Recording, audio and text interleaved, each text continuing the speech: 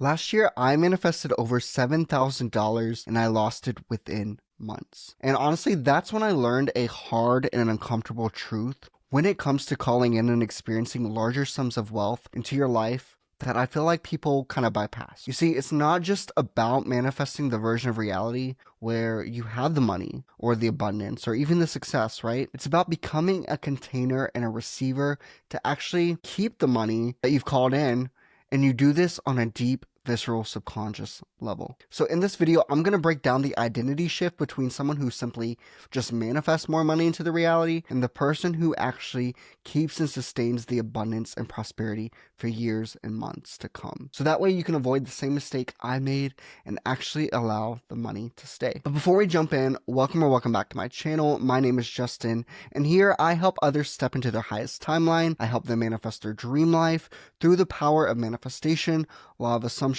and really just recognizing their true power as the creator of their own reality. As always, I offer many ways in which you can work with me if you want additional support, if you want a little bit of guidance. So if you feel called to do so, all the information's in the description below. So I actually posted a video about this last year, but through the power of conscious creation and law of assumption, all these Neville Goddard concepts, right? I successfully called in a lump sum of over $7,000 into my bank account. And I did this through a unexpected business opportunity, right? I did this in a matter of days, and I'm not going to lie, you guys, it was amazing. It was great. And up until that point, you know, this is the most amount of money I had ever experienced at once in my bank account. And I did this through a combination of, you know, imagining my end, affirmations, subliminals, and persisting in the state of my wish fulfilled. And I was propelled to move in the 3D, right, along my bridge of incidents towards my desire. And guess what?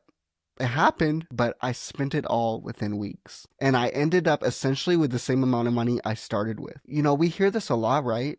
We sometimes hear stories of entrepreneurs or business owners who experience, you know, all this wealth once their business takes off, or, you know, even people who happen to win millions in the lottery, but they end up broke within the next few years. You know, why does this happen? It's because identity triumphs desire every single time. A lot of people, they do manifest the wealth. They manifest the relationship with their recipe. They manifest the disease away. But at the core of their identity, you know, their self-concept, how they see themselves in relation to their desire, there's still this underlying assumption that they don't have the capacity to hold it. And you've heard me say it before, and I'm going to say it again, like, yes, your desires are from God. They're from source. They're from the quantum field, you know, whatever feels comfortable for you to call it. Your ability to desire something is actually your higher self recognizing that this desire just isn't a wish, right? It's an indicator that it's a real reality within the quantum that you can shift to at any time through, you know, your attention, through your awareness, through your imagination. It's the way I like to look at it. It's essentially your God essence wanting to express itself through the form, through the medium of your desire, right? It's your identity that sustains your manifestations. And it's your identity that makes them a natural, reoccurring part of your reality. Because, you know, accessing a state is not the same thing of being established in it, of identifying in it, right? You can access the state without appropriating the state. It's two different things, right? It's about dominantly dwelling in the state of consciousness that anchors you in that identity and in that reality. And it's about the continuous identification with that state. Because, like, I manifested the money, but you know, as soon as it came in, I had all these problems. I had all these anxieties and worries that came bubbling up to the surface that I didn't even think I would have, right?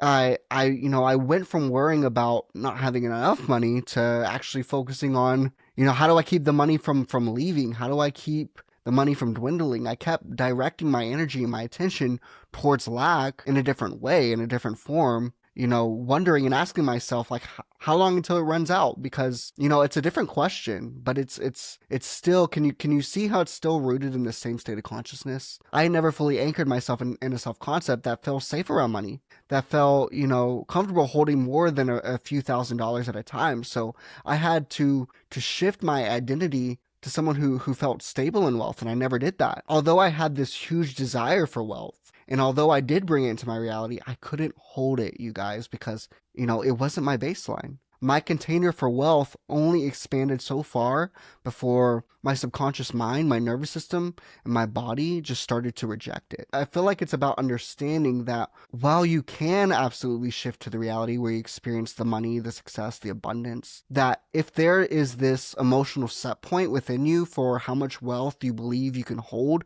your identity will always recalibrate you back to that level, right? To that belief system. And that's exactly what happened. That's what was reflected through my thoughts, through my, reactions, how I handled the money while I had it. And it makes sense because reality is just this huge mirror, right? And it's going to reflect our assumptions and our beliefs. So reality had no choice but to reflect the version of myself that it was truly identified with. And don't get me wrong, like I did so many amazing things with this money. I helped people in a bunch of amazing ways. So, I was able to provide for my family and even help my mom finance a car. But once the money was leaving, right, I started to notice the doubt creep in more and more as the money circulated out of my bank account. And I kept getting all these urges, to spend the money on things I honestly didn't necessarily need, like, for instance, like a new MacBook. And I already had one that worked perfectly fine. And I'm not saying, that there's anything wrong with buying things you like or things you desire, but I had to be honest with myself. What energy was I truly moving and operating in, right? Like, was I buying from overflow or was I purchasing from anxiety, from this, program within me that felt uncomfortable seeing that much money in my bank account? It was great, but it was a little uncomfortable because I wasn't used to seeing that big of a number. So my emotional response was to spend it, right?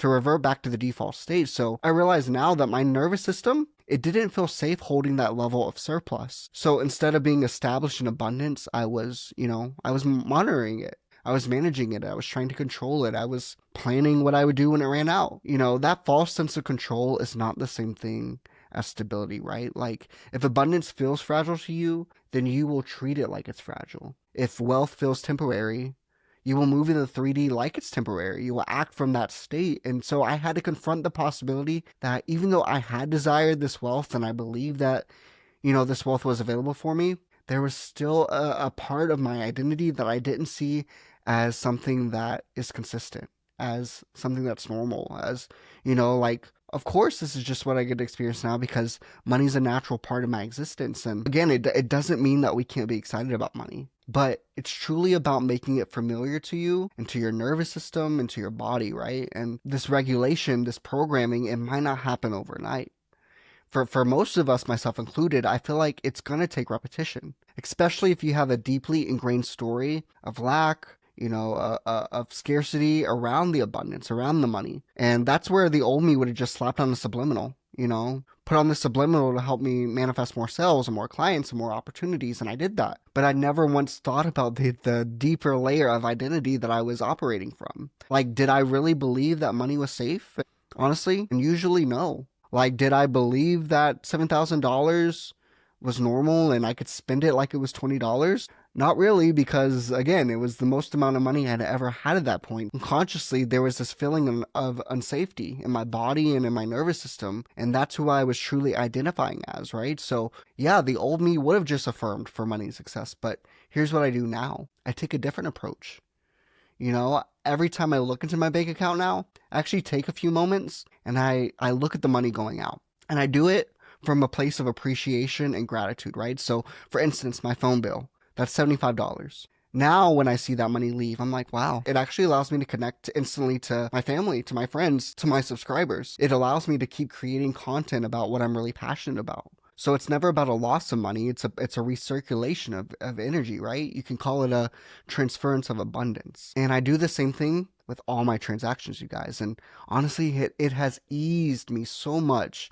All the tension I used to feel in my body has been replaced with peace and gratitude. And this is where like EFT tapping has helped me a lot because I can actually work through my triggers in real time while affirming that, money, success, and wealth are safe and that I'm supported and that I'm always taken care of. And of course, like there's some times where, something will come up, a bill, and I feel the reaction of damn, like there's that money leaving again, and I feel that tension. It happens. But what I do now is I gently bring my awareness back to the fact that not only is money infinitely abundant, but my true source of abundance is God.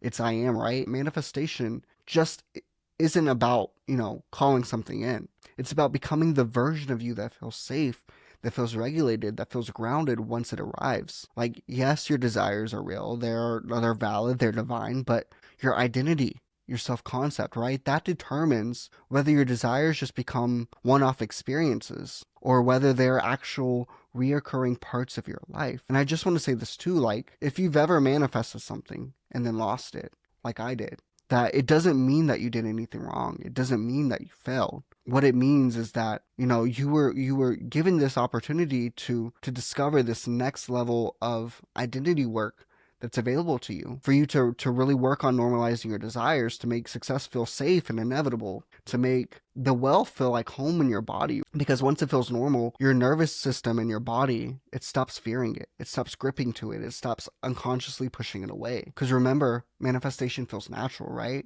The wish fulfill feels normal. It's oftentimes not this big thing. So I want you guys to take your time and normalize your desires, because once you do, your reality will shift in amazing and effortless ways. And on that note, I'll see you guys in the next video. Peace.